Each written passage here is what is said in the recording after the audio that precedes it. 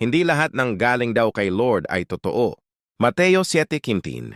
Mag-ingat kayo sa mga bulaang propeta na nagsisilapit sa inyo na may damit tupa, datapuat sa loob ay mga lobong maninila.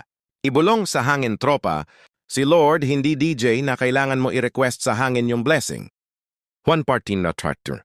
Anuman ang hingin ninyo sa aking pangalan, iyon ay gagawin ko sa pangalan ni Jesus, hindi sa hangin. 2. Pinili mo katotohanan kesa kaginhawaan, 1,000 yun. 10,000?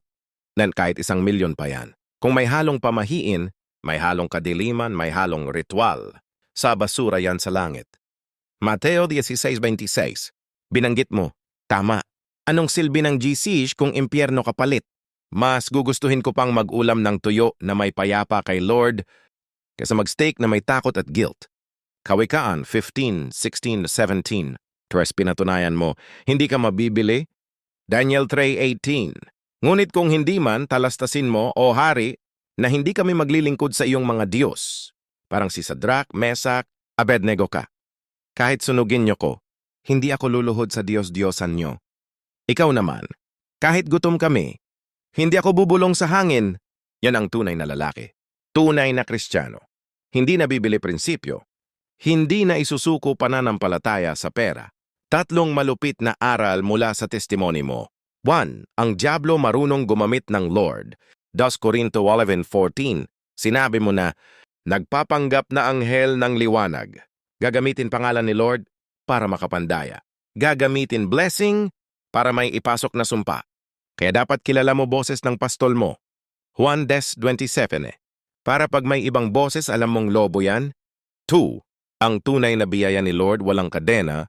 Santiago 1:17.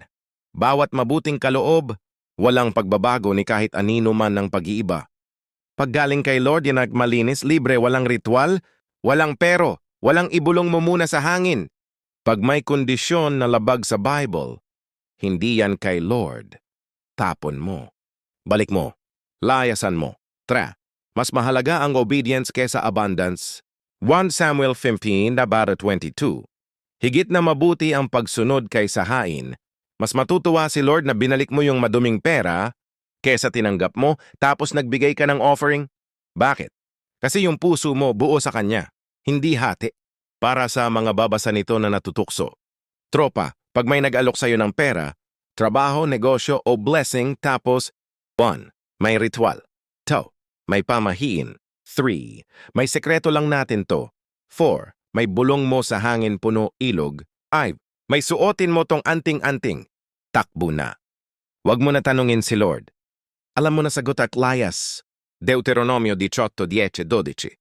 Kasi pag pumasok ka dyan, binuksan mo pinto buhay mo para sa demonyo. Efeso 4:27. Akala mo pera nakuha mo. Yun pala, kaluluwa mo sinanla mo. Hindi lahat ng nagpapanggap na kay Lord ay papasa sa 1 Juan 1 test tapas. Pinatunayan mo, mas mayaman ang mahirap na tapat kaysa mayaman na traidor kay Lord. Kawikaan 19:1.